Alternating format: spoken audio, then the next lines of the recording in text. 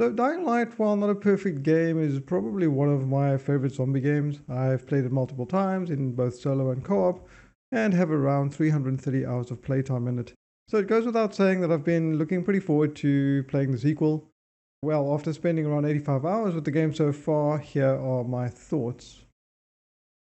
The story of Dying Light 2 takes place 25 years after the event in Haran. The world has fallen to the virus, and Villedor is one of the last walled cities on Earth. You play as Aiden, a pilgrim who is searching for his sister, and his journey takes him into the city. Now, during your search, you come into contact with two factions, the independent survivors and the more militaristic peacekeepers, for whom you are going to do various quests. At a certain point, you are going to need to side with one of them, which branches the story along a certain path. And along the way, there are several twists and turns as well, and there are a few additional smaller choices that you make that are going to impact the story. Unfortunately, none of them make as big of an impact as the game led us to believe with the pre-release marketing. Now, while I'm not going to go into any specifics, since I don't want to spoil the story for those of you who are planning on playing the game, I don't think that the story was very good, to be honest. To me, it's one of the weakest parts of the game. The voice acting wasn't bad per se, but the writing, I think, and the character development weren't particularly great, so it kind of left the characters feeling really, really forgettable, and as a result, I didn't really care for any of them.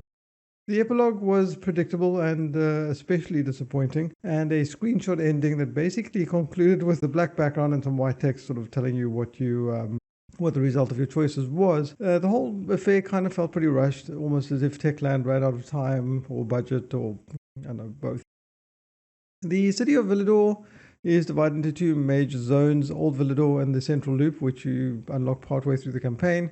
The size of the play area is larger than the previous game, I will say, and is filled with places to explore.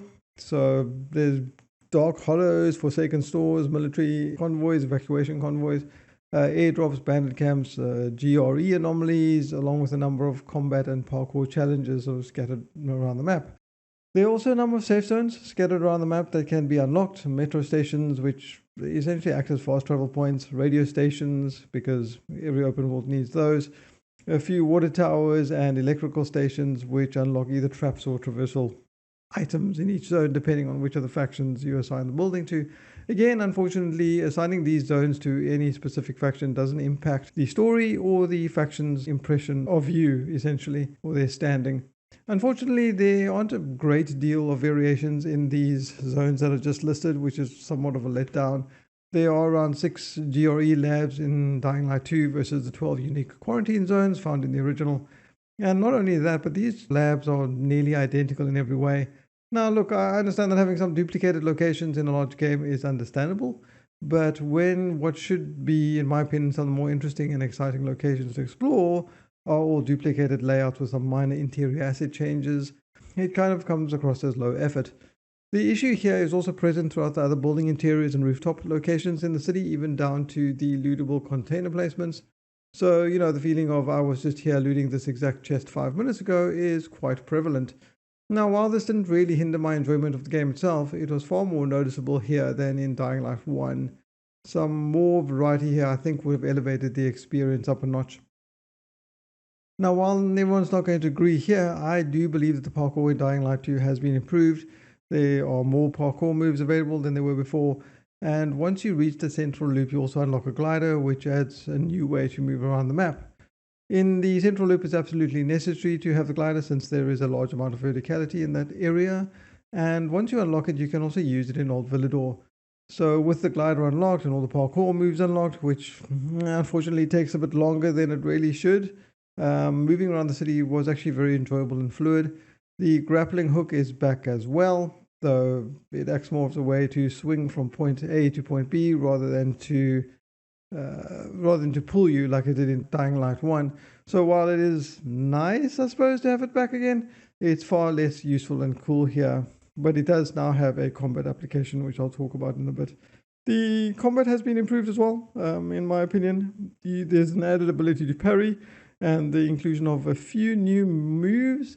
Otherwise, for the most part, the game is, well, more Dying Light. And the dropkick is back. and it's still OP, as is the range combat and the ability to pull enemies toward you with the grappling hook and then head stomp them. While that is kind of cool, it does make some encounters kind of trivial, but for the most part, the gameplay loop is what you'd expect from a Dying Light game. There is no game-changing adjustments here. The combat is visceral, it's responsive, and the weapons do feel impactful. The ability to dodge, grapple, and head stomp, drop kick, and decapitate enemies remained entertaining for me, at least throughout the time I played it, and I didn't get really tired of it. The weapon modding system has also been changed in Dying Light 2. There are a number of different mods which are divided into subtypes which dictate how the weapon effect activates and where they are applied to the weapon, basically. The problem is that they're kind of all identical, so each effect essentially has 6 different mods associated with it, over 2 locations and 3 variations in each one.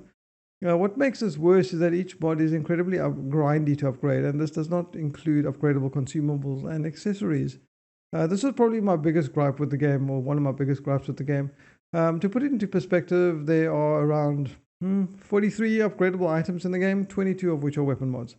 And after my 85 hours of playing, I only upgraded a handful of weapon mods to like 4 out of 9 levels, 1 or 2 of my accessories to 4 out of 9, and my bandages to, I think it was 8 out of 9 or something.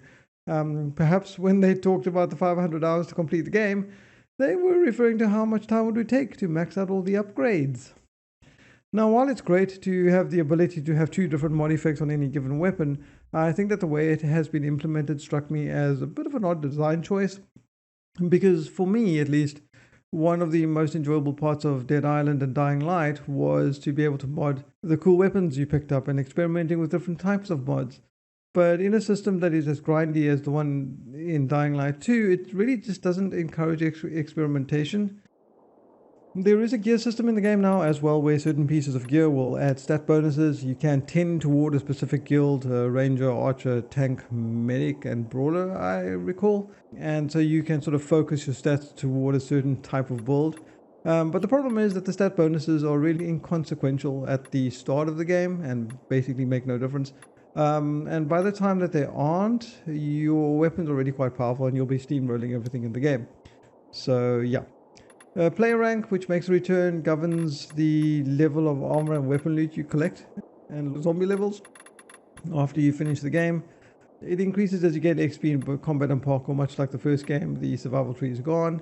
So each time you level up your combat or parkour, you get a skill point to unlock a new ability in the respective tree.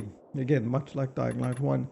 However, the access to these skills is locked behind a max health in your combat tree or your max stamina in your stamina tree, parkour tree requirement. So you can only unlock these skills when you've met those requirements. So you are going to end up running around the map collecting these so-called inhibitors that are scattered around all over the place in order to level up your base stamina and health so that you can take these skills. So it does sort of incentivize exploration. There's a total of 126 of these scattered throughout the city. However, the story quests, side missions, and zones have recommended level ranges now, and as such it won't really be long until you, or at least until I actually found myself out leveling most of the quests in the game, especially if you do sort of the side activities.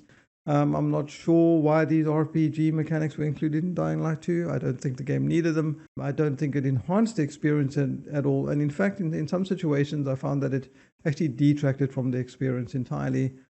Another big change is the night and day cycle. Most of the zombies will be sleeping during the day and only come out at night.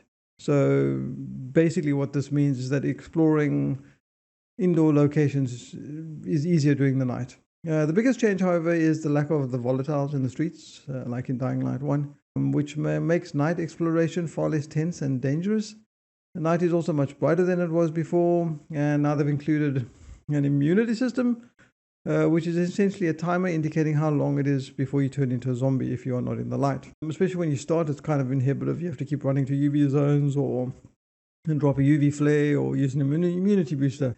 But by the time you get to mid-game, this isn't even going to matter anymore because you have so many resources to counter it. Again, this is another one of these systems. I'm not sure why it is in the game. It doesn't particularly add a great deal of tension. It just makes a little bit more busy work, when you're trying to explore places. There are a few other types of special infected in the sequel here, mainly howlers, which appear outside at night, and when they see you, they'll scream and start to chase. And there are a few others that are unlocked into the campaign as well. I don't want to spoil that. However, in the beginning, they introduced a special infected called the Banshee, which is one that jumps from head to head on different zombies. They also promoted this in the trailers of the game. But for me, after seeing it in the tutorial, that I never saw it for the rest of the game. So yeah, I'm not exactly sure why that was. I don't know if that was a bug. As far as all the changes go, though, I'm not really sure I like the changes that they made to the night play of the game, because it makes exploring both in the day and in the night kind of trivial. So if you actually want to challenge, you sort of deliberately need to go into dark zones during the day or start a chase. And finally, there's a stealth system in the game as well, which seems kind of wholly undercooked. And by that I mean you can't actually hide enemy bodies. So even if you are stealthing around and you kill an enemy and some other enemies come to investigate and they see the body, then things will get out of hand pretty quick.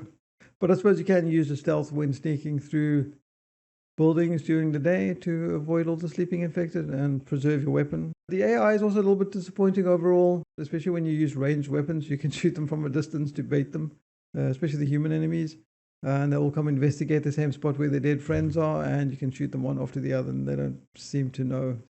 The game had several issues at launch, and while Techland has ironed out most of them, there are still some annoying issues present in the game. The key binding is still not functioning 100%, so for example, changing a default key won't change the corresponding special action key that is associated with it in some cases. They fixed some of them, but not all of them.